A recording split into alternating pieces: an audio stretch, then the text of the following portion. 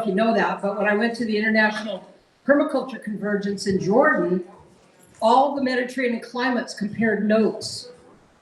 And when we figured that out, we were like, wow. So this is something we got to be on.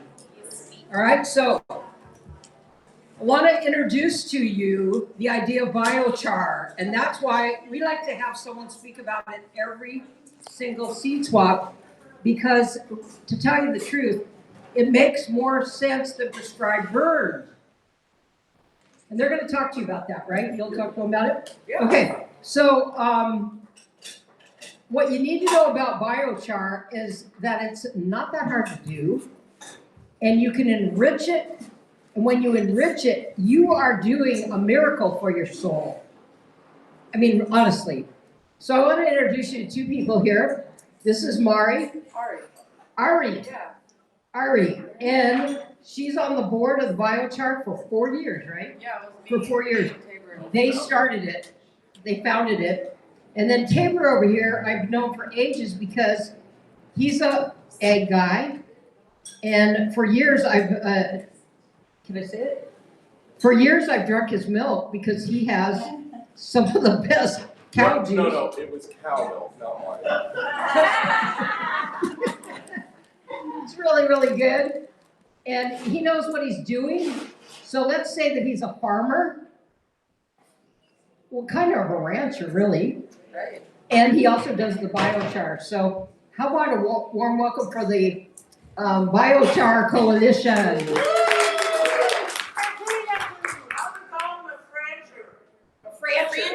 You are a Francher. Hey y'all. So yeah, we're at the Biochar Coalition. We started this nonprofit about 4 years ago.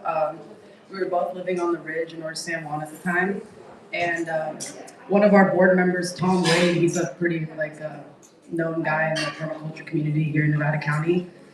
Him and his wife, yeah, so pretty much Tabor got the download from Tom that he should be not just loppering and bending over the Scotch broom in this field for his sheep, and that he should be burning it to get rid of it forever, like pulling it and burning it to char. And I had been volunteering with him, just helping with his sheep and flock, and that just kind of organically formed into a really passionate group of people who want to spread the char awareness. And so yeah, we have really cool people on our board, and we've been really. There's one that's not in here because I haven't added this picture yet. So we have one board member, Seth Mitchell, who's in Cohasset. He saved Cohasset from burning down and stayed 24/7 during the fire, didn't sleep, and defended the town while the town evacuated.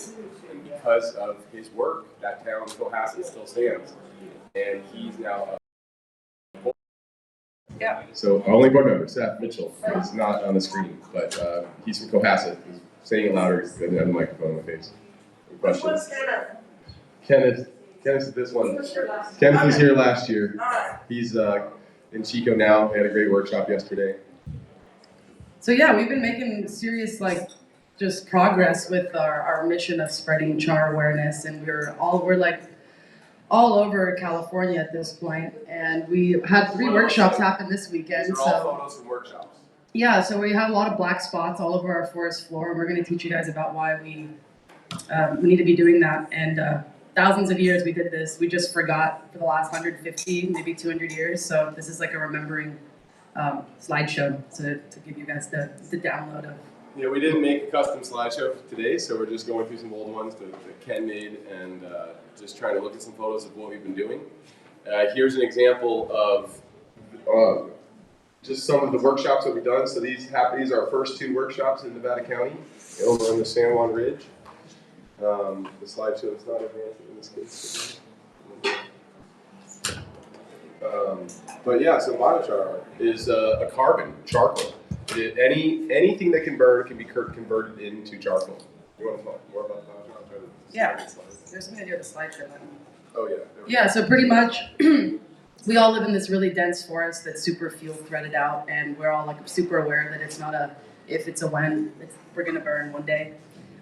We have had, obviously, you guys probably know that within the decades of this county, there's been some serious wildfires in the past, and there's just been accumulation of growth for a very long time. And so, yeah, we do a lot of work just for free from our hearts, just wanting to make charcoal and put it on the floor. There's so many benefits to it. Over here, I have some examples of, to the left is the oak char, and to the right is the specifically just manzanita char. The harder the wood, the more surface area the char has. The more fine you get your charcoal, the more room for absorption there is, so more surface area. There was this like science I heard once that I think it's like, I don't remember if it was like a gram of charcoal, but it was a little piece of hardwood char like this that accumulates to the surface area of a football stadium. So that's pretty mind-boggling if you like think about microbes. They've been compared, charcoal pores have been compared to like homes and apartments for biology and life. Oh, yeah. Yeah, it's a really awesome metaphor. Yeah, so pretty much we've been doing this work for 4 years now, like we said. We started this nonprofit where we do all this char awareness and char education. And Tabor, I'm gonna give him the microphone. They did a bunch of work with the natives this like last year and 2025 into 2026, and it's really exciting. There's been like a lot of like movement with working with natives and putting fire on the ground. So I'm gonna give him the microphone. All right, so in this photo here on the left is some of the orchard work we've done. So we're actually doing rows of orchard trees that were pulled up by the orchardist. They wanted to remove the trees, they'd aged out. And we hired a chainsaw guy, he bucked them up into pieces, and we put a row of kilns in between 2 rows of trees, and in one day, all those trees went in, except for the heart of the trunk, which could be still used and milled, was all put into the kilns, converted to charcoal, left on the land. Unfortunately, in their valley, it's a floodplain, so when the rains came, the charcoal all washed away. So it has moved on down the ecosystem, but it still served a benefit. This is a smoke photo that we took from my home in the ridge, and on the right, you can see me capturing them throwing red phosphates on the ground. And that red phosphate on the right corner of the screen is actually toxic to our ecosystem. It is a byproduct of Monsanto that was made in the 1960s, and it is a byproduct of cleaning the steel industry. They've been trying to get rid of this product for, well, 60 years. It is a monopoly that sells one product internationally to spread across landscapes for fire suppression.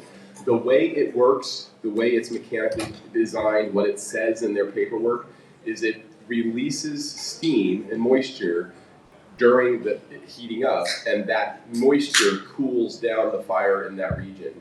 Well, the same is true for biochar. You can see on the lower right, biochar laying on the ground. If it's soaked up with water, it too releases steam before it converts to ash. So, Can you tell us what the name of that product was? the product in the red in the right corner is Phosphates. That's phosphates.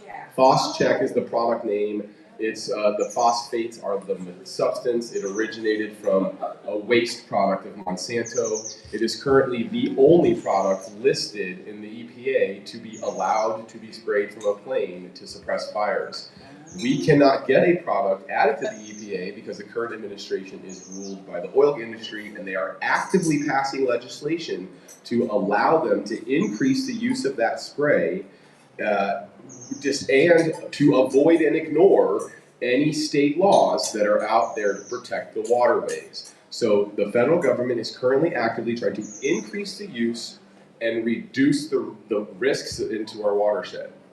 Is biochar a safe replacement? I missed that. Yes, so we have a formula where if you take the biochar and you grind it to a fine flourish consistency, enrich it with mycorrhiza, which is the life of soil, and then get it into aqueous solution in the water, and so you have a plane full of water, full of char, full of mycorrhiza. The mycorrhiza actually makes the charcoal hold 5 times as much water because the mycorrhiza also is holding water.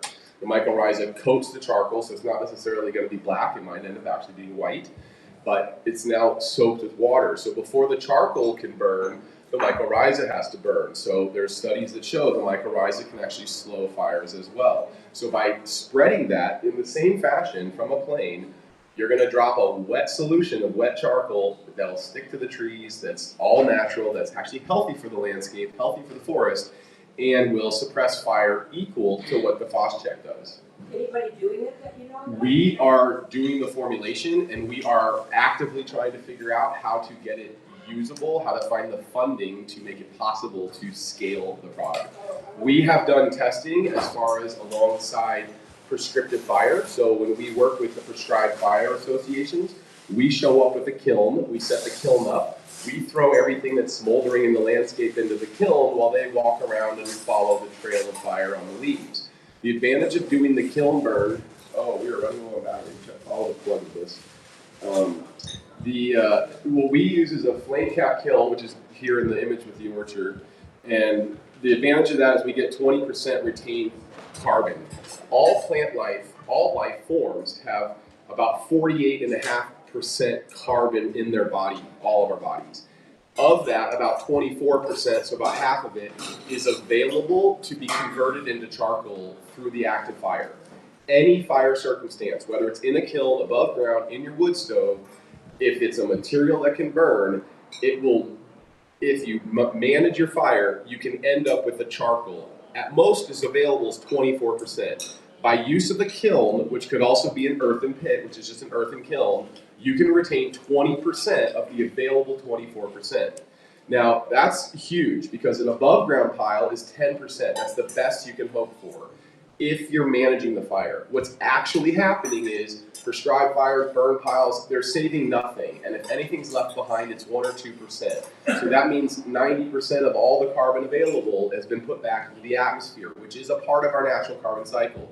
If a tree is in the forest and it decays, the forest will actually also, these are the current practices. These guys are spraying pesticides, herbicides, trying to kill off vegetation. This is a masticator, which is just rototilling our landscape. And if you know about gardening, tilling's not great, so why are we tilling scales of forests? They are literally destroying habitats every day. On this pile, this is a pile taken in Nevada County. I pulled over the side of the road. This is ash. This is a pile of ash that I ended up pouring a gallon of water on, raking it out, and turning it into charcoal because it was forming into ash. But this one on the left is just biochar and white mycelium growing over it. Now, how that mycelium is growing over there is because I've enriched it. Now, specifically, that photo is enriched from my own human feces. I eat a lot of brie cheese. We lost this. We lost microphones. There we go. I eat a lot of brie cheese, and the brie cheese generates mold, and the mold just grows right over the charcoal. The mycelium will not grow into charcoal because it's barren of nutrients. So you first must get nutrients into it. So to soak it, we use buckets to just any kind of tea, any kind of ferment. Fermentation is ideal because the high bacteria increases the next protozoa, which increases the mycorrhiza. Once the mycorrhiza enters into that charcoal, it's like a battery. It's a storage. It holds the nutrients in the charcoal. The mycorrhiza exchanges the nutrients with the plant world. So while this bucket is white and pluming, we will actually break it up and distribute it across the landscape. As it's question. You said I eat a lot of Brie cheese, white molded brie cheese. Gotcha. So that's specifically Penicillium candidum, which is what you use to make brie. Nice. And there's no aroma. You don't smell my manure at all. And I can't even believe I still show this photo publicly, but that's what it is. But you don't need to be pooping in the bucket to get that kind of enrichment. He's brave to admit this. It usually gets a lot of laughter. Any kind of manure. Like enrichment, all manure is the fertility nourishment of the food that was eaten by the animal that manured it. And then we're gonna go into because we're gonna be doing I have char here that I made, and I have a bunch of worm castings, and so I'm gonna mix it for you. But then I also wanted to go into how you can farm your own microbes and these boxes that I built, that I learned about through Korean natural farming, and we'll go into a whole process of like how you can make your own biology to enrich the char with if you don't have poop and you really want to. But these boxes really make this white mycelial char rocket, like little rocks. But yeah, it's also top-down burning is a whole thing that we're gonna get into and talk. Yeah. So you have a burn pile, you don't have a kiln, you don't have a pit, you're just doing this like a conventional slash pile. You start the fire from the top. For like a long time, we've been taught to just like incinerate to ash, and so everyone's starting their like fire with diesel from the bottom, and they're just like scorching it to incineration. So the idea is to not do that, to start the fire from the top, and then all these little trickles of like the embers fall to the bottom, and they create a bed of coals that then smoke from that. Yeah, So, like it rises up and you can see the fire gets so strong and so hot that you can like see it like taking the smoke down. And also the kilns that we use, which isn't the top down slash piles, we cap the bottom of the kiln with dirt, and so it's oxygen deprived and it really creates clean fires. If you start to make char and burn piles the way we did for a long time, you'll always notice when someone's burning the way that we just talked about not doing. It's really smoky and really ashy, and it's really easy to spot anyone who's burning in that style. And it's you can always see where people are making ash because they have a stream of smoke where they're burning. But you can't see where we're making biochar because we have very low smoke because the combustion. This is a photo of the kiln that I've drawn on, and I'll try to describe it. One side has a heat shield, one side does not. We forgot to bring an extra heat shield that day, but we put it together anyways. You can see on the ground here, the grass, green grass, ignited because the heat of that kiln is combusting that grass. But on this side, we have a heat shield. The air is coming under the heat shield cool and is preventing the grass from igniting there. So this is actually, having the heat shield makes these kilns safer and more effective because we're avoiding the ground igniting. If you do an above ground pile, it is a sphere of heat. It is going to be you around it, all the trees around it, everything is going to dry out and scar. This one, it is a column of heat. It goes straight up unless it's a windy day, and then it goes diagonal. But it rises straight up, the steel radiates the heat away, it makes it safer for us to work. And that effective burning mechanism is why we're able to get 20%, because we're controlling the air. The only way the air comes in is from the top. It is called a flame cap kiln because the cap is flame. And as long as you have flame, oh yeah, this is another project. So I've started giving these lectures online. We do have a little, I can talk for hours, so I'm going to try to go quick and jump through. If you have questions, interrupt though. This is happening in Uganda right now because of a Zoom meeting where I spoke for 2 meetings, 2 hours and 3 hours, making 5 hours of me talking purely about biochar, how simple it is to make, how simple it is to enrich, and how valuable it is to do so. And this is the first workshop, and they literally drew my logo in chalk and put it on the board. And these people, most of them don't speak English. They speak Allure, and they have translated my lecture from a Zoom meeting word for word into the Allure language. And this is their first workshop with a little bit of training. I mean, look, the newborns there. These are the women. The first 12 students were all women. There is a man here, and there's a man here. This man is who called me, Oswald. He's the reason they're now doing this. This man is actually one of the directors of the agriculture department for the government of Uganda. He can't believe he's never heard this before. He's asked them to write an article. They're publishing it in the paper. He's now getting international calls himself. People are asking him, how are you doing this? What are you doing? And he's getting his first 12 students, all women, around, except for the one government official. And all of these women are from different directions from his farm. And they are responsible for the children's schools lunches. So these are immediately going into action in the schools in Uganda. After the first day they did this burn in the pit, the instruction was, tomorrow, burn on your farm and invite at least 3 people over to your home and teach them what you just learned. Because the day before the class, farmers that did not get selected for the class cursed them for not including them, thinking that they were going to fail this year if they don't get the information. He says, please don't curse me. We are trying to teach these 12 people not to just be consumers of biochar, but to be teachers of it.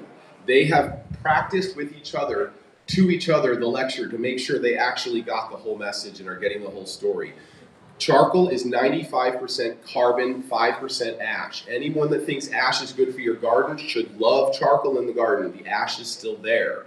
If you just put ash in the garden, it's water soluble. It washes away with the next rain. It does not stay. Charcoal stays. Ash can't stick to charcoal, which means it's available to leave the charcoal when the water and nutrients move it to the plants. So it's bioavailable in your soil as charcoal. It washes away with rain as ash. Ash is lye when mixed with water. Lye mixed with water is great if you're making soap, but is caustic for the ecosystem. It is actually destroying our creeks, destroying our watershed. It is destroying our ocean by increasing the caustic and acidification going on. So I'm pretty excited that this is now happening in Uganda, and this is his first commercial banana farm that came to him and said, I will hire you, please teach me how to use this method on my farm. And his answer was, Oswald said, no, you cannot pay me to teach you this. I will teach it to you for free, but you must bring 10 neighbor farmers over to learn at the same time. So he's using a similar model to us, which is don't limit this information. Everybody should deserve it. So just give it out. I used to just do workshops. Now we do talks. I don't care if I got your eye contact. I'm going to keep telling you about this to help you learn. And if you have questions, you should ask. How could you use it? How could you make it? But they're doing it in a pit. So technically that's an earthen kiln. I taught him immediately, don't bother doing pile burning. Just dig a pit. It's safer. It's more effective. You get more charcoal. And so here they are, just we have a stick and not a pitchfork. I mean, we're fancy. Like Ken's like, well, maybe they should just drive over the char to crush it. And they laughed and said, what car? And they said, no, we have rocks. We can crush it. And they do it in a wheelbarrow. They do it together. They should get a wheelbarrow of charcoal. And they all get in there, and they're all doing it together because they're learning. Every day they're enriching it. So every day, 4 of the women in groups of 3 going into their different communities, 4 of those leaders of those 3 groups, 3 in a group, they would come back every day and work together with their bare hands and till into the charcoal that they were enriching. They were mixing leaves, mixing manures from the chickens, from the cows, the leaves from their trees, and they were hand mixing it every day and coming together and talking about it and insisting their instructor, Oswald, not to do it because they want to learn it. They don't want something to happen that they don't understand. On day 1, massive grubs came in. I don't think I put enough photos on here really about this activity, but it's spreading. I mean, that's a commercial farm that's now incorporating it. He's going to now hire his crews to do the whole landscape. And this is them crushing the biochar in a wheelbarrow. They were using a hoe to tamp it. Like the reason to crush it is you get more surface area. More surface area means it bonds to more nutrients. More nutrients available then in your soil. The nutrients stick to the charcoal passively. The plant has to pull them off. It's easier to do that with mycelium. If you don't have mycelium in your garden, that's an issue to address. Your compost could help. But I'm assuming you have good mycelium in your soil, you have good compost. Once you get that mycelium and compost enriching your charcoal is storing the nutrients until the mycelium exchanges it for the plant. But what the plant doesn't need, lead, mercury, arsenic, all these elements in our watershed that's in our water, it goes into the plants because it's in the water. If there's charcoal in your soil and charcoal in your water filtration, all those heavy metals will stick in the charcoal, and mycelium has no reason to exchange it to the plant because the plant is not asking for these elements. They are getting these elements. So are you putting the mycelium in the soil or just using the natural mycelium? This is where Ari and Ken come in as experts, is the culturing the native and local fauna of the bacteria. Okay, so we are getting it in the charcoal using native. One more time? Endo or ecto? Endo? Yeah, so the real value of mycelium is it's everywhere, it's airborne, we're breathing spores all the time. So we are not advocating go out and buy a monocrop culture. We're encouraging you to capture the existing mycorrhiza in your local region. Yeah. But I have a question. Please, questions what we're here for. I used to get down into the humus underneath the madrones, and they're just really laced with that white mycelium.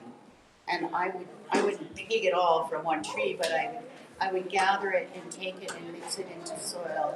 That's exactly what you want to do because those are the native microbes that are supported. Like, does manzanita, do different plants have different myceliums that would be?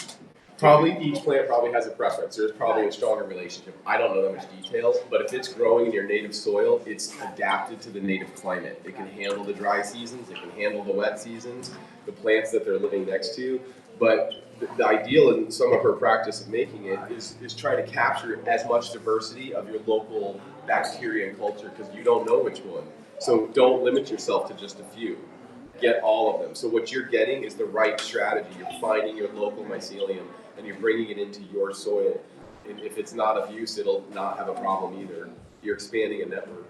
Okay, thank you. Yeah, I'm going to tie into the IMO boxes, which is an acronym for Indigenous Microorganisms, but I'm going to really quickly, because I can't help, I love when Tabor goes onto this specific spiel about. So I wanted to mention that, right, we all know, we've been told that the Amazon has the most fertile soil on the planet, right? it's because of humans. Human beings stewarded the land for thousands of years and burned to charcoal, just like the picture that was just there that those guys in Uganda are doing. That's how they did it 2,000 years ago, in a pit, as a group, as a community. And the char is still there until today. So Taylor will go into like more. He's really good at talking about this subject. But then also Iowa with the lightning strikes and the grasslands and then the rain. So in our country, that's a really fertile spot, and it's been known for being fertile. And so those are like two, for me, awesome examples of like charcoal here from thousands of years ago. And so I'm gonna go into this IMO box really quick. So pretty much this is just, this is a wooden box that I like drilled together with space in between. You see, each layer has a space, and so you pretty much make a box. You put holes on the side. And Dry, untreated wood. Dry, untreated wood. And the idea is for the mycelium to go through the box, right? So you put half-cooked rice in here, up until where the holes are, right above it. And then you put this mesh screen on top. Keeps the rats out. Right, and then you cover it with your, like what you were saying, your native mycelial leaf litter. And sometimes I even like, if it's like not really moist out and I'm like unsure if I'm gonna have a catch of it, that's what I call them, like a catch of mycelium. I will take a little bit of that leaf mold and I'll put it on top of my half-cooked rice. And then you bury it with leaves under a tree that has a lot of like juicy mycelial leaf litter. And then you come back anywhere from, you know, some places, in Hawaii, they could do it in like 3 days, maybe even 2. Here, it usually takes me around 10 days. I think a bear got to mine. I was trying to bring one with me. I'm pretty bummed I don't have a catchment to share with you guys. But yeah, then you have a white, thick. It's a really thick layer. It's bright white mycelial layer inside of the rice that gets caught from the mycelium that grew from under into the box, and then that's your IMO 1. So this is the indigenous microorganism catchment 1, and you mix that with equal parts brown sugar on a scale, and then you have like food for your plants, for your char. It's amazing. So the life is eating the sugars in the grain, and so this is relevant to get into the sugar part. She said that you're adding sugar. Well, all plants are 50% or 48.5% carbon, and to explain that, I mentioned earlier 24% is the cell walls that we can get as charcoal, as the substance that we end up with as biochar. But the sugar content is what I consider it. Inside the cell, that's where the other carbon is. So what she's trying to capture is that using the sugar content of the rice, the sugar itself from distilled sugars, those are feeding the bacteria. Those are feeding the enzymes, the protozoas, the cultures of life that we want. The biochar has no nutrient when it's raw. It's raw. It's called biochar not because it has biology, but because it's able to accept biology. If the charcoal can't take in water, it can't take in biology. Like a lot of people think it's a fertilizer or a compost. It's not either of those things. It's a soil amendment. It's not a fertilizer and it's not a compost. It is just carbon, which is a negative polarity magnet, and nitrogen is a positive polarity ion. 1 molecule of carbon can hold 17 molecules of nitrogen. That's a lot of nitrogen. The most abundant source of nitrogen that all of us have is coming out of our urine every day. If you pee into charcoal, the urine with all the ammonia potential is actually going to just absorb its nitrogen. Can you just pee from the beginning, or do you have to not like when? Oh yeah, just all your pee. All your pee. But don't pee on red hot charcoal to quench it, because the smell is nitrous oxide, and it stinks and it's toxic, and it goes right up to the user who's urinating. So when I did tell you to add urine to charcoal, from experience, I'll say if it's black. If it's red hot, don't do it. Use water. So the simple rule for any making of biochar, you have red hot coals in any burn circumstance. If they are no longer in flame and they are no longer in smoke, you apply water until there is no longer steam, nor gray formation. Gray formation is ash, and this is here in Nevada County, up by the airport. On the left is the burning action. We're even doing a prescribed ground fire to the side. And on the right is a bush that we didn't burn right next to it. The kiln right next to this bush that the sign is leaning on, that bush is still alive. It survived, and yet right here was the kiln. I don't know if you can see the bush in this photo. It's on the other side of the kiln. The heat shield actually prevents the heat from right next to it. These inches away are surviving the kiln fire, which never would have survived. And we're by no means are we anti-prescribed burn, by the way. We're super into it. The kiln is steel. It's 2 steel rings, an inner ring and an outer ring. The inner ring goes to the soil, no bottom. Use dirt on the soil so the air can't go under it. The second ring is off the ground a few inches so that the air can come under. So this is a full blazing kiln, and this is at the Native Roots Network up in Reading. And right here, you can see there's like 4 inches. This is the difference, how high the outer shield is above the ground. On the ground, there's no air coming underneath it, but here the heat shield are level at the top. So the hot air rises between the heat shields and folds in oxygen-rich air. Oxygen meeting carbon at 350 degrees or hotter forms carbon dioxide. So when you have this flame, oxygen cannot get below the flame. Oxygen is consumed by the flame. This is called a flame cap kiln because the lid is that flame. As long as we have flame, and I always say flame, not fire, because fire is all that smoke and ash that's happening in our community. Flame is what consumes smoke. Flame consumes oxygen. Smoke is not hot enough to be flame. I don't have the videos in here, but she took a great slow motion video where you literally watch the smoke go down into the kiln. The smoke from a stick. And something that's also, I think, so fascinating about charcoal is that, I don't know, not to be super nerdy, but there's something so magical about you burn. Okay, so you have your big old branch, you put it in, let's say not even in the kiln, you just light it on fire from the top, right? It goes down, the fire's out completely, there's no more flame, you put water on it. You can see the exoskeleton of the carbon form of the different species that you were burning. It's like, oh, there's the bamboo. Oh, even I've done it with like leaves just to be crazy, just to be like, all right, you light the leaf, and then you put water on it, and it's like still literally in the form of a leaf, a pine needle. Like it's so amazing. And so the other picture here on the right is the charcoal made in this kiln. That we just packed it before we opened the kiln, and we call it a char cake. It's this big, thick cake, and I've stood on it, and you can barely see it, but right here is a vertical tube that's standing. So we actually stuff wattles, like erosion management wattles, and we stuff them with charcoal, and you can lay them into your landscape to filter your water, to hold your soil, to manage erosion. Yeah, they call it the Swiss Army knife of either way, whatever. The charcoal can do so many things.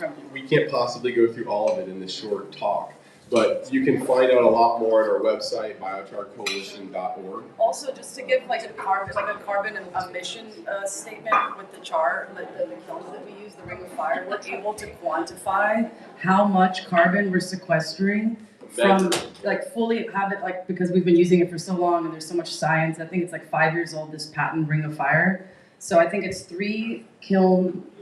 3 full kilns is 1 metric ton of charcoal, which is 1 metric ton of carbon, which is equivalent to 3 metric tons of carbon dioxide emissions that we prevented and made stable. Say it again slower. Okay. 3. A 5-gallon bucket is 5 pounds of charcoal. You can fit in the same bucket 4.5 to 5 gallons of water because the charcoal is porous and takes the water on. But what else 5 gallons of charcoal is 5 pounds of carbon. Wow. Okay? 5 pounds of carbon is about the carbon emission of 1 gallon of gasoline. And it's 6 pounds for diesel. Would you repeat that? Yeah. A 5-gallon bucket is 5 pounds of carbon. That's equivalent to the emissions of 1 gallon of gasoline. 6 pounds is diesel and 4 pounds is propane. So if you wanted to be really radical, you could really start to burn, to char, to offset your carbon footprint and feel really good about going to reverse mining. Right. We are measurably putting carbon in the ground that cannot decompose. It cannot evaporate unless it's over 350 degrees for sustained time, exposed to oxygen. But if it was soaked and you spread it, if Ariel dropped it for a fire, it would literally steam before it turned to ash, and the steam would discourage the fire. The fire is attracted to dry, ready to combust material. So getting this material sprayed, the other thing is we're just trying to get them to spray it instead of the FOS check, but in reality, when we finally get to that level, why are we only spraying it during a fire emergency? Why don't we fly out to where it's hard to get to and spread some mycorrhizal soil building and include some Also, trees? there's a big thing with half char, just so you know, when you guys go Incomplete back home char. and hopefully go and make char at home this week. Incomplete char, you could see first of all when you're quenching it and you see that there's like still a flame. Tabor created this awesome way of dealing with not wanting to make half char when you're already like, oh, everything's going to ash, we got to put it out. You can make a bonus pile. So you quench everything, you fork out all the pieces that are still lit, and you let them continue to burn to charcoal. But you could always tell because it doesn't. You can see right here, it doesn't see how it's all woody. So I left this piece on purpose so I can show you guys. But the ones that are complete, they break 100%. Yeah, And a field test is her hands are now black. If you can rinse your hands under running water or literally dry wipe them on your pants, if most of that comes off except for the crevices where the oil in your hand is holding it, if it all wipes off, that is quality charcoal. If you need actual soap to remove it, then there's oils in it. And the oils mean oil resists water. Charcoal, as we know is for cooking charcoal, has oil in it. Oil resists water, it's not biochar. But biochar is charcoal able to receive water. But enriched biochar is what we really need. If you're gonna put it in your garden at all, enrich it. If you're not sure how to enrich it, put it in your compost. If it's on the bottom of your compost pile, any water that leaches through will be filtered at the bottom. If it's every time that you put some fresh food on your compost, cover it with some raw charcoal. Now, any methane exhaust, any toxic gases that would normally leave a compost pile will be absorbed by the charcoal first. And then Are you talking about biochar? Biochar charcoal, yeah. People get confused with me all the time, but I do call biochar charcoal because that's what it is. It's biologically available. It's able to receive biology. The charcoal never has biology. It isn't alive. It is a dead carbon object. And the ash minerals, 5%, are also negative polarity, so they can't stick to the charcoal either, but they're trapped within the cellular structure. The difference in material can change the difference in char. If you're doing a hard wood, it's a hard char. A soft wood is a soft char. Now, when you're making charcoal out of trees, those trees could be 25, 50, 60 years old before they died and then you find a dead tree. Well, during the life cycle of all living plants, trees, everything, half of all the carbon daily that they inhale, they exude out the roots. So a living plant, it puts carbon into the ground and exchanges it with the mycelium for water and nutrients. But the carcass of the plant is 47.5% carbon in its body. And we can retain 20% of it realistically, but 24 is available as the cell walls, and the rest is carbon and the sugar content. And if there's still that sugar content, there's still oil. Those oils resist water. It's just charcoal, not biologically capable of being biochar. But biochar is a human intention. We intend to make this into the soil. I just really wanted, before we get, because I know Adam's going to come on and talk about trees in like a second. Yeah. I really wanted to make sure you guys got the download of start the fire from the top. Don't start fires from the bottom anymore. If you can avoid using diesel, that'd be really awesome. You could just use a pile of dry pine needles. I use my leaf blower to put oxygen to it.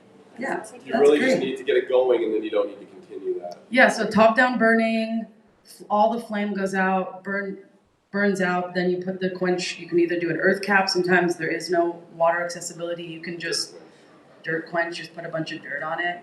I really, really, really want people to get inspired to do some of their own micro farming. I think it's super, super fun. It's really hands-on, and this is a perfect time of the year to do it. If that bear didn't get to my box, I would have that to show you guys. But Do you ever feel that to expose mycelium when you put box on the ground or you just put it on the ground? yeah, She gets it up into there. You Yeah. want those holes to really be at the level that Question? Whether or not he actually we lift up leaf litter to set the box. Yeah, I to get the totally go mycelium. I like scrape it, and there's like a little like bald patch. Yeah, so you And really want that mycelium layer to be able to grow Yeah. into those holes Totally. to populate the rice, and that's just a way to gather it so that you have a. It's cheap, it's free. The guy that I learned Yeah. it from, his name's Chris Trump. He's out of Hawaii, Big Island. His family has like one of the biggest macadamia farms in the country, and he convinced his dad to give him an acre to do this like KNF stuff, Korean natural farming stuff, like 15 years ago. And then it worked so good. Everything, the yield was higher. Because there was no what's it called? There was no like going to have to get anything from away from the farm. Everything was made on the farm. Input, yeah, that's the word. And now it was the first official like stamped KNF certified fruit farm in the country. So they're converted their whole operation of the macadamia farm to like nothing but all the input is from the land. And I really think it's possible for everyone to do that because we live on a beautifully rich, fertile planet, and you just got to build a box. That's like pretty awesome. So yeah, I just wanted to get it out there that the top burn, the quench, and then if you still have some flame going, put it to the side so you can have your bonus half char go into full char. A shovel can scoop up charcoal. A pitchfork cannot. Using a pitchfork at your fire means that you can lift incomplete burn out of the circumstance of burning. The reason to not add more wood to an existing ignited pile is any new wood you add is cold. And while it's coming to temperature, everything below it that's warming it up is going to ash. So you're losing potential charcoal as you add wood to an above ground pile. But if you're burning in a kiln, you can add because the oxygen can't enter a kiln because of the flame. But how do you make your own homemade kiln? I mean, With a it's like shovel. a And you burn dig a barrel? pit. You saw the photo in Africa. Yeah. They dug just a couple of feet. It's a cone shape. Or a bowl. They're using a dome, a bowl. Like Right. I don't know how well. But not like a homemade burn barrel kind of situation. A burn bale is technically illegal in California, so you need to understand what you're making because if you're making a flame cap kiln and you can explain that to anyone confronting you about burning in a barrel, you can describe this is a flame cap kiln, not a burn barrel. But if it has holes in the bottom, it's a burn barrel because you're letting oxygen in, which is blowing embers out, which is causing it to go to ash all the way. It's also really, I don't think we as a shepherd, so I'm surprised we haven't mentioned the livestock part, but it's, have you ever been to like a farm or someone's land and it smells super bad? Like Chicken ammonia-y, coops. you know?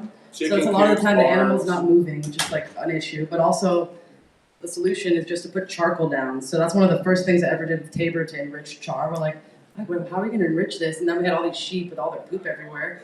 And it didn't smell because he moved his animals so much, but still we were like, and then they were like trampling on it, and they're Pushing like, it in the ground. his cows, we got this epic video of his cows, like literally like all Playing of them, it. every Playing. single one, like walked up, went into the pile of char, got on their back, like A couple of they them know, ran you know. through. They didn't like it. Can But- we come get sheep manure from you? No, because I distribute it as a grazing service. So I have about 50 sheep and 2 herds, boys and girls separately, and I move them every day to new terrain. And so I do it as an intensive, active grazing technique for fire fuels reduction. It deals with regrowth. Now, she mentioned Iowa earlier as the could have been man-instigated fires as well as lightning strike. But the key there is grass grows competitively. It can't get closer than the blade of the next grass will allow because they have to compete for sun, compete for water, compete for soil. That natural distance between grasses spacing means that when it burns, it's not close enough to radiate the heat to ash because the wind is blowing the flame to the next piece of grass, which means that the grass turns to char in the air and drops to the ground as char. Cooling and gravity brings it to the ground because the heat has left to go to the next fire, because once it's char, there's no more fuel in there. It's just carbon. Carbon isn't volatile. Charcoal will not ever again become a flame, but it will become ash if it's hot. So you see black going gray, it's hot because it's becoming carbon dioxide. But in Iowa, the grass char covers the seed, which means the birds don't find it as quick. They can sprout up and grow to grass again. But what happens when you have a landscape of grass? Millions of buffalo show up every year and mob graze it. Those buffalo that grazed those lands, they pooped and peed every day. And they're competing for every blade of grass because there's a bunch of them. When there's no grass left to eat, they leave, which means the grass gets to recover and put the next growth out to get to seed to survive. So the richest soil in the world is the Amazon forest. 50% of the Amazon is made, or is 50% charcoal, 18 inches deep across 50% of the landscape, because humans made it in a pit like here. So to make it without a kiln, this is an earthen kiln. You can make that. It can just be a shallow 1-2 foot hole. But have it be known, digging a pit in California to burn in is also illegal. Now, it's also illegal to burn cardboard. These are things I've learned because I'm giving these lectures across the state, and air quality is showing up and letting me know what the laws are. I'm letting you know what the laws are so you can conscientiously choose to dismiss them and know why. If you understand the law and you're protecting us, then who cares? But the law reasoning is, if you dug into a hole and there was a root in the ground and you started a fire, whether it's a dead tree or a live tree, that tree can ignite. If that tree ignites underground, no one can stop it. There are today fires still burning in other nations that cannot stop. For years, these fires slow down in the winter and pick up in the spring. And they're going from tree to tree to tree. Entire forests are burning up from underground. So if you dug a pit and you found a tree root, fill it back in. Please don't build a fire in it. Okay? Because if somebody builds a pit fire, and then we have a forest fire, and then they come back to, I'm the one that told you to do it. You know, I told you to bury the hole if it had a tree. You also don't want to be near a tree because you don't want to ignite from the heat. The advantage of the above ground kiln, I can stand next to it. You can't look in it without a face shield, but a pit, you're up of it. So it's hot to approach a pit regardless. Question? Yeah, just a comment. The Chicago Park Fire from, 3 years ago or so here, I've got friends out there that have an oak forest next to them. Their trees, after the fire, the trees all had their leaves on them and everything, and then they died because they burned underground. Oh yeah. They had to go in and take down all those oak trees because their root system had all burned out. So very much good. Brilliant, thank you so much. Is this presentation video? It's being recorded now, and we will try to share it too. We have a YouTube channel. I've given this lecture multiple times to other podcasts. I'm actually going to publish the interviews with Uganda, where it's really just me on a tangent. I mean, I am nonstop. I can talk fast, and I can. To the fire suppression people. Have I done that to them? Is that what you said? I didn't hear the question. Can you get it to the fire suppression people? Right. Presentation. I haven't given a presentation about the fire suppressant product, if that's what you're referring to. But we've been sharing this as far and wide as we can, and I don't really know who sees it when it's on the internet, but we have a YouTube channel, Biochar Coalition. We have a website, biocharcoalition.org, Instagram, Facebook. We are trying to share all of this. We have more content we haven't published places yet. You want workshops happening, if you have any What is the serious agency fuel that's spraying the people want to learn. CAL FIRE and the United States Forest Service. Can we get this information to them? I would love it. Yeah, I've been working on it. We've been trying. We're applying for grants to try to get them to fund this. So we are headstrong trying to push forward. We're not going to stop. We still feel like we're still starting. This is 5 years in, but we got a lot to do still. Well, the Grange will support this 100%, whatever Great. we can do. Appreciate it. I came late, but can you create the char in a fire pit, like a metal thing? Any burn set? circumstance. Any burn Or can circumstance. you use a Weber? Any burn Above ground. circumstance. Whenever there's a flame and then the flame goes out, because we're burning like wood or plants or whatever. Char. Yeah, the flame's out. You started a fire, flame's out, put it out. You have charcoal. And so, No flame, again, no I came smoke. late, what are the benefits or minerals? It's or 95% chemicals that come out? carbon. It's 95% carbon. So you're sequestering Sequestering, Sequestering filtration, A 5-gallon bucket's 5 pounds. 5 pounds is 1 gallon of gasoline emissions. Wow. So you're you get reverse mining. Carbon And sequestration is so important. yeah, Oh, and so the kiln that we use, the above ground kiln, is a specific model called the Ring of Fire. You can purchase it from Tartar Parts. It's like $2,000. Oh, wow. We're currently working on a different model that's similar form factor, but has different features, doesn't have wing nuts. We're hoping to get it more affordable because our interest is to have a fleet of them, where we set up a fleet into the forestscape and hire crews of people to facilitate. So the crews that work in the summer are doing the chopping and splitting and getting the wood prepared, and then come fall and winter, we're doing the burning and quenching when it's safe, including in alpine snow environments where you just cross-country ski to the pile, burn it on site, and snow quench it when you don't have easy access to water. Seems like Round a it up. Yeah, good solution to the, problem of wood laying all around. Yeah, That's something exactly really cool what- about these kilns is that you can make any earth flat with a shovel. So you can put those kilns in the forest, and we've done it on really serious inclines where you're just like, oh, well, now I gotta make a flat pad, So it's very accessible to a dense Yeah, forest. but any burn circumstance you can make charcoal, as long as it's no longer flaming and no longer smoking, and you've stopped it from going gray to ash.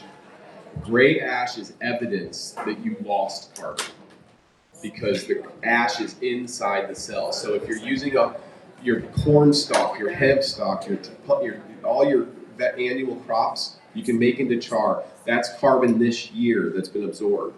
What you grow this year is this year's carbon absorbed from the air. If you charcoalize it, you're stabilizing that carbon forever. But trees are 50-year-old carbon. It's not addressing the carbon in our atmosphere. So the softest, finest charcoal for your garden is your garden products, your corn stalks, your tem stalks. Light it at the top, you'll have less smoke. Put the top down, put it We've in. been working Don't really add hard on our website. It's super, super informative. And if you guys have any, biocharcoalition.org. I think you need a book. Right. Yeah, we're gonna keep We're working on more it. media. Thank you guys for listening to our talk. Thank you. Adam, thank you for letting me take up some of your time. You're up. It's up. You're up. Go on.